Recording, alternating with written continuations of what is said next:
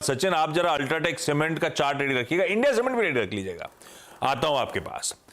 ये बोले थे कि हम तो फाइनेंशियल इन्वेस्टमेंट कर रहे हैं, मूड कैसे बदल गया इतनी जल्दी? आई थिंक कंपटीशन बढ़ रहा है और साउथ इंडिया में दबदबा बनाए रखना है, इसीलिए आशीष जून में वो सौदा हमने देखा था। हाँ। जब आर के दमानी का हिस्सा इन्होंने करीब 268 रुपीस प्रति शेयर लिया और आज देखिए जुलाई एंड में एक महीने के अंदर ही वो अब इंडिया सीमेंट में बाकी बची हुई हिस्सेदारी जो 32.72% तक की है वो खरीदते हुए दिखाई देंगे। अब इसमें लार्जली एन श्रीनिवासन जो कंपनी के प्रोमोटर हैं उनका प्रमुख हिस्सा है 28.42%, वो दरअसल अक्वायर होगा और बाकी प्रोमोटर एसोसिएट्स। तो 390 रुपए प्रति शेयर के भाव पर ये 3,954 करोड़ का सौदा होता हुआ दिखाई देगा। ध्यान रखिएगा जो रफ कैलकुलेशन है 110 रुपए प्रति टन की ईवी पर टन पर यह सौदा होता दिख रहा है। अब यहां पर इंपॉर्टेंट है कि एक ओपन ऑफर ट्रिगर होता हुआ दिखाई देगा। ओपन ऑफर का प्राइस भी 390 रुपए प्रति शेयर के आसपास ही आना है। ध्यान रखिएगा यहां पर ऑफ कोर्स अप्रूवल्स लगेंगे, रेगुलेटरी नॉड लगेगा, सीसीआई अप्रूवल सबसे इंपॉर्टेंट रहेगा। जून में जैसे मैं मेंशन कर रही थी 22.77% हिस्सेदारी अल्ट्राटेक ने इंडिया सीमेंट में ली थी। आर के दमानी 268 रुपीस प्रति शेयर पर ये माल बेचते हुए दिखाई दिए थे, उससे कहीं ज्यादा प्रीमियम पर ये सौदा होने के आसार बनते दिखाई दे रहे हैं। ध्यान रखिएगा इंडिया सीमेंट की कुल क्षमता जिसमें मेजॉरिटी साउथ इंडिया तमिलनाडु में है 14.45 मिलियन टन प्रति एनएम की है। तो ये दरअसल इंडिया सीमेंट के फेवर में जाता हुआ अल्ट्राटेक के फेवर में जाता हुआ दिखाई देता है।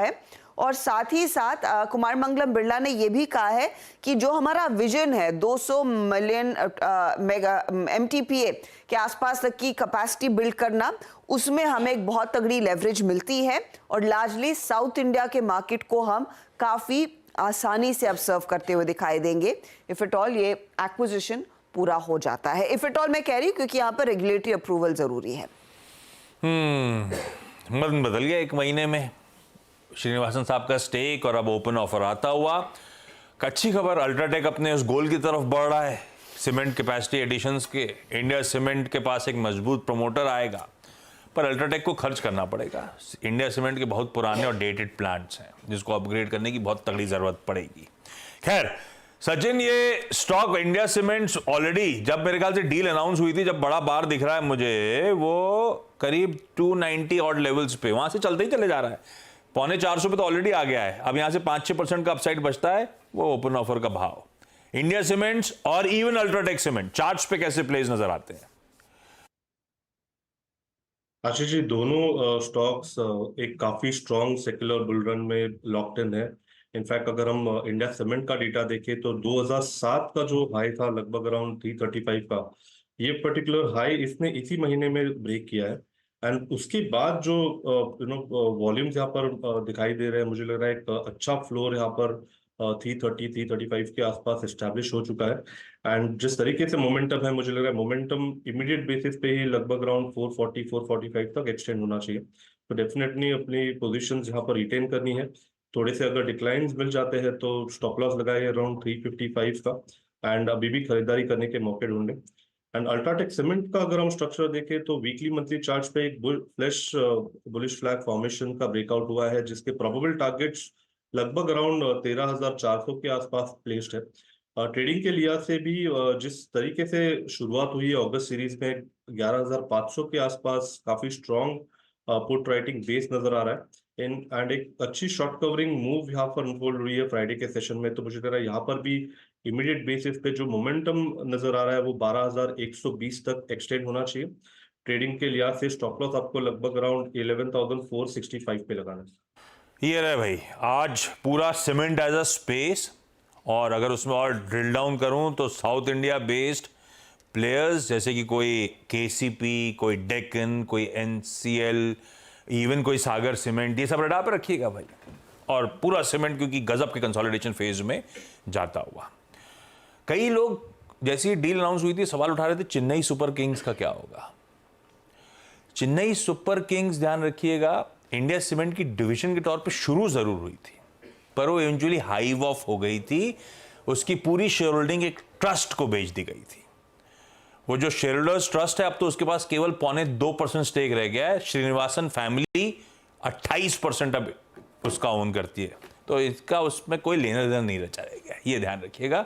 तो सीएसके नहीं जा रहा उनके पास, अल्ट्राटेक सीमेंट के पास, अगर कई लोग क्लैरिटी ढूंढ रहे हैं उसके लिए। तो अब आइए और कुछ इंपॉर्टेंट, पहले निफ्टी के 5 नंबर्स की चर्चा कर ली जाए क्विकली, बहुत सारे रिजल्ट्स और खबरें कवर करनी है।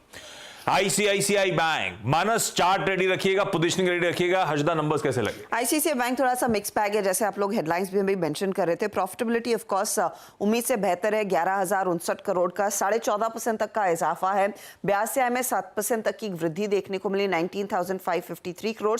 मार्जिन स्कोर करिएगा 4.36% के आसपास है वर्सेस 4.4%। तो आप कह सकते हैं मार्जिन थोड़े से स्टेडी रखें, दबाव हल्का सा आया जरूर है। एसेट क्वालिटी भी स्थिर है, 2.15% का ग्रॉस एनपीए, नेट एनपीए 0.43% का। इस बारी स्लिपेजेस 15% बढ़ते हुए जरूर दिखाई दिए हैं। बैंक ने कहा है लार्जली किसान क्रेडिट कार्ड की तरफ से आता हुआ दिखाई दिया है।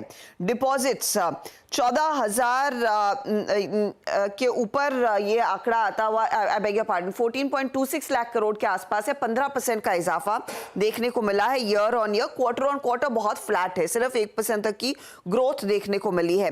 एडवांसेस आप गौर करिएगा 15% बढ़कर जरूर आए हैं। यहाँ पर क्वार्टर ऑन क्वार्टर सिर्फ 3% तक की ग्रोथ देखने को मिली है। अब कॉल में कंपनी ने कहा है कि रिटेल लोन पोर्टफोलियो में 17% तक का इजाफा है ईयर ऑन ईयर। कंपनी ये भी कह रही है कि कंटिजेंसी प्रोविजंस 13,100 करोड़ के आसपास ये मेंटेन करेंगे। अच्छे, दिक्कत नहीं है, मिले जुले हजदा सही करिए, मिक्स्ड बैग। क्योंकि एक रीजन ये भी है कि आप बख्शी साहब के आने के बाद से हर पैरामीटर पे वो कह रहे चेक बॉक्स टिक होता जा रहा था, इस बार वो नहीं है, कुछ चीजें ठंडी पड़ रही हैं। तो खराब तो नहीं है पर अंदर से अच्छा नहीं लग रहा है, ऐसा वाला है। आईसीआईसीआई बैंक मानस लेकिन गजब मूव फ्राइडे को भी, अब तो रिकॉर्ड उच्चतम स्तरों के आसपास खड़ा हुआ है, कैसा लग रहा है अब? देखिए, करेक्शन के बाद 50 डे मूविंग एवरेज पे लास्ट ट्रेडिंग सेशन में स्टॉक ने सपोर्ट लिया था, लेकिन फिर भी 10 डे मूविंग एवरेज के ऊपर नहीं निकला। वीकली चार्ट में बहुत कंफर्ट नहीं है। मेरे ख्याल से केवल एक ही कंडीशन में आपको खरीदारी करनी है, अगर 1225 के ऊपर निकले तब 1200 के स्टॉप लॉस से खरीदारी करिए और फिर टारगेट आप 1275 के सेट कर सकते हैं, उससे पहले खरीदारी नहीं करनी चाहिए। हाँ, 1252 हफ्तों के उच्चतम स्तर 1207, 1208 की फ्राइडे की क्लोज आपकी स्क्रीन पे। ये है आईसीआईसीआई बैंक। देखते हैं, अब वीरू सही कह रहे थे, अब उस पर कमेंट करना गलत है। देखते हैं, अब मिले जुला रिएक्शन है नंबर्स को देखकर, देखते हैं रिएक्शन कैसा आएगा आज स्टॉक का। एक और बैंक है उसको कवर कर लेते हैं, इंडसइंड बैंक। ये तो गाबा सर बहुत क्लोजली ट्रैक करते हैं। गाबा सर आप चार्ट रेडी रखिएगा, आज द नंबर्स कैसे? यहाँ पर थोड़ा सा मिस है प्रॉफिट के फ्रंट पर। 2290 करोड़ का अनुमान था, 2171 करोड़ आया है, 2% की ग्रोथ है प्रॉफिटेबिलिटी में। ब्याज से आय में 11% तक का इजाफा देखने को मिला, ये भी थोड़ा सा एक्सपेक्टेशन से फीका है। ग्रॉस एनपीए अगर आप देखिए 2% है। ग्रॉस एनपीए इनफैक्ट बढ़ता हुआ दिखाई दिया, वो एक अच्छा संकेत नहीं है। और नेट एनपीए में भी थोड़ा सा पिकअप देखने को मिला है। मार्जिन्स हाउएवर 4.25% के आसपास है, ये भी इनफैक्ट अगर आप क्वार्टर ऑन क्वार्टर बेसिस पर देखेंगे तो 7 क्वार्टर के लो के आसपास आ रहे हैं। तो नंबर्स यहाँ पर ओके हैं। ओके नंबर्स, थोड़ी सी एसेट क्वालिटी रिलेटेड कुछ इश्यूज थे। खैर ये ब्रोकरेजेस के व्यू है भाई, वो तो खैर 12 मंथ की प्राइस टारगेट्स बढ़िया है। गाबा सर चार्ट्स पे कैसा? चार्ट में जो बेसिक चार्ट स्ट्रक्चर पॉजिटिव है और 7 महीने से एक हम थोड़ा स्लगिशनेस देख रहे हैं, लेकिन अराउंड 1370 के आसपास, 1300 के आसपास, 1350 के आसपास हमेशा इसमें स्ट्रॉन्ग सपोर्ट मिलता है। फ्राइडे भी ठीक ही था, तो मेरे ख्याल से सब कुछ ठीक ही है। 1380 जब तक होल्ड करता है तब तक ठीक है। ऑन द अपसाइड 1450, 1500 फिर देखेंगे, थोड़ा करेक्शन आ सकता है, but I am not worried. Sideways move भी मिल सकता है और ये स्टॉक मेरे पास इन्वेस्टमेंट पोर्टफोलियो में है। यस वो अलग बात ये है, लेकिन वो डिस्क्लोजर गाबा सर की तरफ से आता हुआ। लेकिन इंडसइंड बैंक की ये positioning. Doctor Reddy's laboratories, Satpute साहब आप रेडी रखो, आ रहा हूं। हजदा डीआरएल के नंबर्स। डॉक्टर रेड्डीज प्रॉफिट के फ्रंट पर अगर आप गौर करिएगा आशीष, फ्लैट दिखाई देगा, लेकिन 1392 करोड़ का मुनाफा एक्सपेक्टेशन से काफी ज्यादा बेहतर है।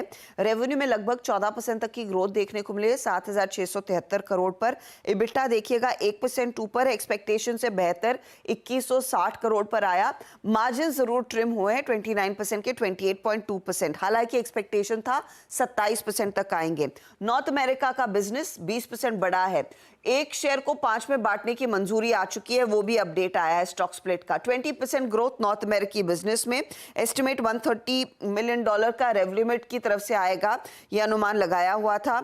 इंडिया बिजनेस में 15% तक का ग्रोथ है। ओवरऑल ऑर्गेनिक ग्रोथ जो है वो 7% बढ़ती हुई दिखाई दी है। कंपनी ने कहा है कि कंटिन्यूड ग्रोथ यूएस मार्केट से जरूर देखने को मिलेगी और डबल डिजिट ऑर्गेनिक ग्रोथ दरअसल भारतीय बाजार में देखने को मिल सकती है फुल ईयर के लिहाज से, तो वो कमेंट्री भी अच्छी। और स्प्लिट का अनाउंसमेंट, 5 रुपए की फेस वैल्यू वाला 1 रुपए पे, यानी कि 1 का 5 होने की तैयारी। खैर ठीक है, फीके नंबर्स एक्सपेक्टेड थे, एक्सपेक्टेशन से हर पैमाने में थोड़े से बेटर है बस। और split announce doctor Reddy Singh चला भी हुआ है। सतपुत्र साहब कैसा लग रहा है चार्ट्स पे? आशीष जी, आपने बिल्कुल सही कहा, थोड़ा चला हुआ है, स्लाइटली ओवरबॉट है, but at the same time okay, technically जब तक ये 6800 के ऊपर है तब तक पूरे चांसेस है ये 7200 का लेवल टेस्ट करे। अगर आप चार्ट देखें तो अनचार्टेड टेरिटरी में है, ब्लू स्काई जोन में है, तो मैं इतना ही कहूंगा फ्रेश एंट्री करना है। देखिए आज अगर फ्रेश एंट्री करना है तो वो करना है 6990 के ऊपर है ना, आप 7000 पकड़ो, 7000 के ऊपर यहाँ पे फ्रेश एंट्री होगा। लेकिन ओवरऑल लगता है कि 7000 पे अटकेगा और ये प्रोबेबली करेक्ट होगा और कंसोलिडेट होगा 6750 से लेके 7000। सो स्लाइटली ओवरबॉट है, कंसोलिडेट होने के चांसेस बहुत ज्यादा है। चार्ट में कोई वीकनेस नहीं है, सिर्फ कंसोलिडेशन के चांसेस है। वीकनेस नहीं है लेकिन ओवरबॉट है और शायद कंसोलिडेट करे। रचना जी, 2 सरकारी हैं, आप जरा रेडी रखिएगा अगर तो किसी में कोई क्लियर कट ट्रेड दिख रहा हो आपको तो। एक है एनटीपीसी, दूसरा पावर ग्रिड। इन दोनों के रिजल्ट्स पे भी रिएक्ट करना है हमको आज। हर्षदा कैसे लग रहा है? एनटीपीसी अच्छा है, पावर ग्रिड थोड़ा फीका है। एनटीपीसी में प्रॉफिट करीब 11% बढ़ा है, 4511 करोड़, उम्मीद से बेहतर फिगर है। रेवेन्यू 14% बढ़कर आया है, 44,419 करोड़, ये इनफैक्ट उम्मीद से बेहतर है। एबिटा में 9.5% तक का इजाफा, 12,500 करोड़ के करीब आता हुआ ये नंबर। एक्सपेक्टेशन थी 12,000 करोड़ की और मार्जिन्स हालांकि हमने देखे 29% के 28% पर आए हैं, 28.4% का अनुमान था। तो मार्जिन के फ्रंट पर छोड़े बाकी सभी नंबर्स उम्मीद से काफी ज्यादा बेहतर हैं। पावर ग्रिड के केस में यह हुआ है कि कंपनी का प्रॉफिट जो है वो 4% घटा है, 3,412 करोड़। एक्सपेक्टेशन 3,856 करोड़ की थी, बढ़ने की थी, घटा है। रेवेन्यू भी 2% फ्लैट हुआ है, गिरावट आई है, यहां पर भी ग्रोथ का अनुमान था, दबाव देखने को मिला है। एबिटा में करीब 3% तक का डिक्लाइन है, 8744 करोड़ का एबिटा आया है, जहां पर एक्सपेक्टेशन थी कि 9,743 करोड़ आएगा। मार्जिन्स भी कॉन्ट्रैक्ट होते हुए दिखाई दे रहे हैं। एक्सपेक्टेशन थी कि 86% पर आएंगे, तो मार्जिन्स उतने नहीं टूटे जितना अनुमान था, लेकिन बाकी नंबर्स एक बड़ा मिस है। हाँ, पावर ग्रिड ठीक है, मार्जिन्स को छोड़ दें, ऊपर से नीचे तक दिक्कत है। एनटीपीसी मिले जुले नंबर्स। खैर चार्ट्स पे कैसे प्लेस्ड रचना जी, इनमें से किसी में कोई ट्रेड है? जाने दे दोनों का आज। जी, जहां तक एनटीपीसी की बात है, एनटीपीसी में there is a chance of one breakout. तो यहाँ पे चार्ट सेटअप में एक ब्रेकआउट का जो चांस है उस काउंटर को 410 और 420 की तरफ लेके जा सकता है और ये प्रोबेबिलिटी तब तक बनी रहेगी जब तक ये काउंटर 390 के ऊपर बना रहेगा। तो दिस इज लुकिंग गुड। और पावर ग्रिड के मामले में भी एक चीज तो कहूंगी कि पावर ग्रिड का भी चार्ट खराब नहीं लग रहा, और जबकि इसके नंबर्स में इतनी पॉजिटिविटी नहीं है, लेकिन फिर भी यहाँ पे भी अगर ये इनिशियल रेड कलर दिखाने की हाई प्रोबेबिलिटी है ओपनिंग में, और उसके बाद अगर ये 330 होल्ड कर लेगा लोअर लेवल से, तो वहां से एक बाइंग अपॉर्चुनिटी देगा फ्रॉम लोअर लेवल, जो दोबारा से इस काउंटर को 340 और 50 की तरफ आने वाले दिनों में लेके जाएगी। पर यहाँ पे थोड़ा पेशेंस और स्किल के साथ काम करना पड़ेगा।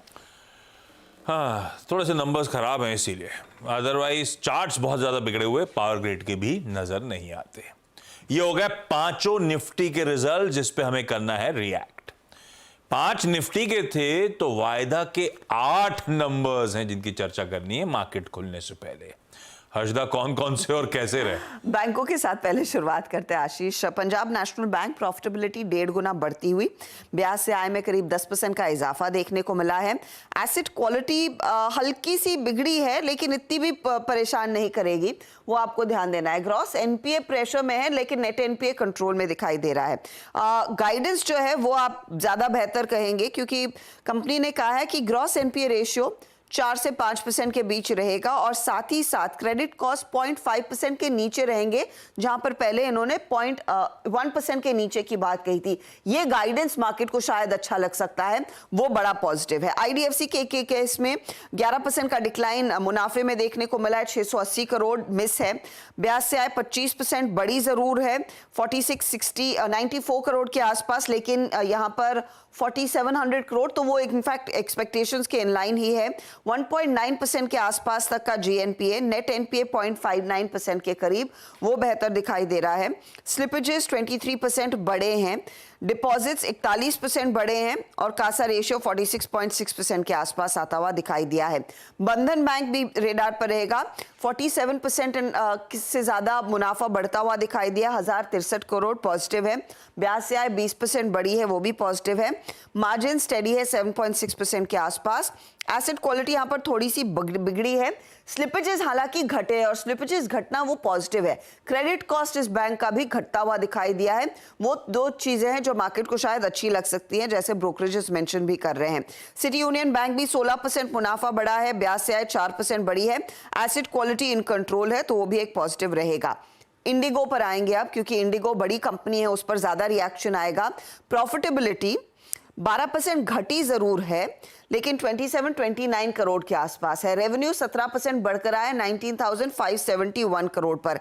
इबिट्टा में 4% तक की ग्रोथ है, 5,160 करोड़ का इबिट्टा कंपनी ने डिलीवर किया है। मार्जिन थोड़े से कॉन्ट्रैक्ट हुए हैं। यहां पर आपको देखना होता है यील्ड की सिचुएशन क्या है, तो यील्ड 1% बढ़ी है, 11% का आस्क आता हुआ दिखाई दिया है। कंपनी ने कहा है अर्ली सिंगल डिजिट्स की ग्रोथ FY25 में देखने को मिलेगी। जो थोड़ा सा हैंगओवर था डिलीवरी डिले होने का, कुछ प्लेन्स ग्राउंड होने का, वो धीरे धीरे करके कम होता हुआ दिखाई देगा। वो फिलहाल आपके लिए पॉजिटिव है। REC नंबर्स ओके है, MCX के नंबर्स भी ओके हैं। ये हो गए वायदा के सारे नंबर्स। ज्वेलरी स्टॉक्स रडार पे रहेंगे। जो पेंट्स के साथ हुआ था, अब ज्वेलरी के साथ होने की बारी आ रही है। यस, आदित्य बिरला ग्रुप यहाँ पर भी एंट्री कर रहा है। तो इंद्रिया नाम का एक ब्रांड इन्होंने लॉन्च किया है। उन्होंने कहा है अगले 5 सालों में बड़ा इन्वेस्टमेंट करते हुए दिखाई देंगे। इनफैक्ट उन्होंने ये भी मेंशन किया है कि यहाँ पर अच्छी खासी एक्सेसिबिलिटी रहेगी, तो 5,000 करोड़ तक का investment in the next few years, 5 सालों में 15% तक की ग्रोथ, और देश के सबसे बड़े जूलर्स में इनकी गिनती होगी, ये कंपनी ने इनफैक्ट टारगेट रखा है। कंपनी बेसिकली कह रही है कंजम्पशन थीम पर अब फोकस रहेगा, इसीलिए ज्वेलरी बिजनेस में उतर रहे हैं। एक खासियत इनकी रहेगी कि इनके jewellery stores 40% national jewellery store से ज्यादा बड़े रहेंगे। इनफैक्ट मैनेजमेंट ने क्या कहा वो भी सुन सकते हैं। मैनेजमेंट एग्रेसिव है, बहुत अच्छे प्लान्स हैं। खैर वो कह रहे हैं 50% की CAGR से अगले 5 साल ग्रो करेंगे। खैर बेस ही नहीं है अभी, तो ग्रोथ तो ऐसी आएगी। पर इसको लेकर हल्ला मचा हुआ है। पता नहीं किसी ने हमारे सोसाइटी ग्रुप्स में इसकी वो डिज़ाइंस और वो सब भेज दिया था, प्रोमो टाइप वीडियो, तब से हल्ला मचा हुआ है। पर मैंने अभी फाइनली देखा मुंबई में तो नहीं आ रहा, अभी पहले दिल्ली में आ रहा है। मैं भाभी जी को भेज दूंगा वीरू, बाकी आप निपटते रहना। दिल्ली, इंदौर और जयपुर पहला ट्रांच, उसके बाद मुंबई में स्टोर्स खुलेंगे इंद्रिया के। अच्छा, कुछ और इंपॉर्टेंट स्टॉक्स की न्यूज़ हैं जो मार्केट खुलने से पहले पता होनी चाहिए। BHEL, कोई बायोकॉन, कोई राइट्स वगैरह, क्या खबर है उनकी? BHEL दामोदर वैली कॉर्पोरेशन से 10,000 करोड़ का ऑर्डर हाथ लगा है। 2 800 मेगावाट के इनको दरअसल पावर प्लांट्स लगाने हैं झारखंड में। बायोकॉन US FDA की तरफ से फॉर्म 483 इशू हुआ, 10 ऑब्जर्वेशंस आए हैं बैंगलोर की फैसिलिटी के। राइट्स का बोनस पर विचार होगा जब बोर्ड बैठक के लिए मिलेंगे 31 तारीख को। गोदावरी पावर को भी दरअसल छत्तीसगढ़ के एनवायरमेंट कंजर्वेशन बोर्ड से अप्रूवल मिल गया है 2 मिलियन टन का एक पेलेट प्लांट लगाने का। वो भी स्टॉक आप रेडार पर रखेंगे। रखिए सारे स्टॉक्स रेडार पे। सुबह वो लार्ज ट्रेड में आदित्य बिरला सन लाइफ, मिराई एसेट, इन्वेस्को ने वो चंक खरीदा था जो अनामुडी रियल एस्टेट ने बेचा था।